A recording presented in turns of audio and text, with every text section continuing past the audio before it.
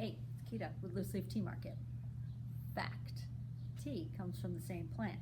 Not chamomile, but green tea, black tea, oolong, white, all the above. They all come from a plant called Camellia sinensis. Camellia sinensis is a plant that is native to China.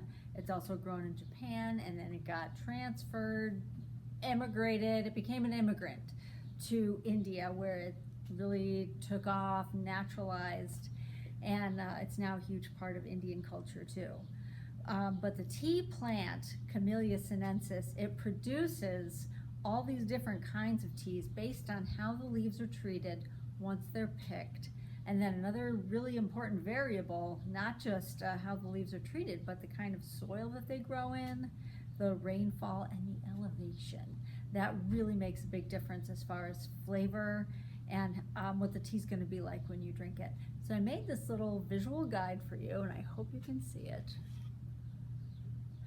just to kind of show you all the different types of tea that comes from this plant.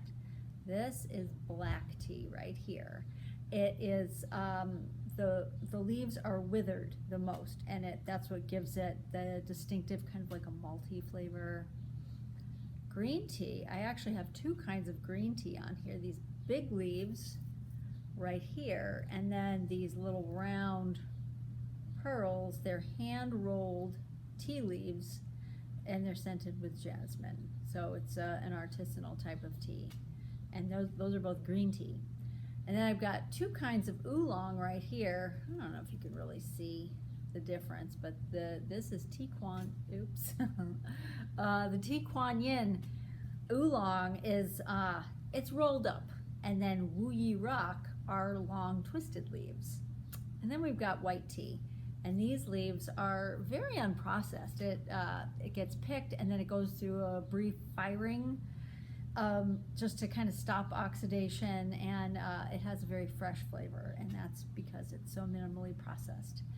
And then this tea here, I have two versions of it. It's pu'er. It is a fermented tea. It's the same tea leaves that make everything else, but it goes through a fermentation process.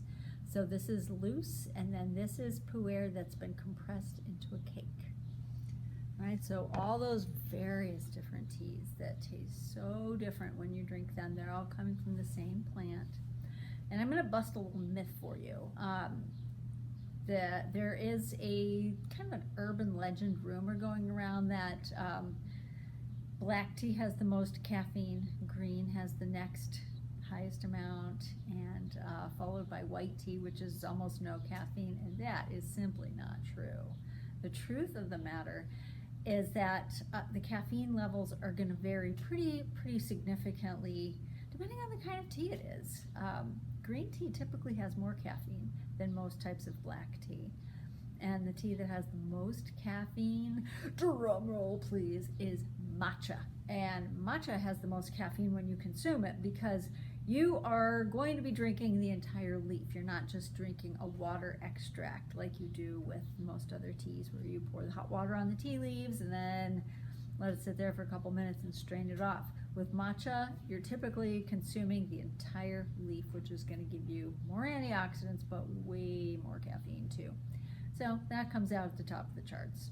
All right, so that's a little bit of Tea 101. Feel free to ask questions, leave comments, share if you think this is cool information. And if if you ever have any kind of questions at all, you can also email us. So have a super day.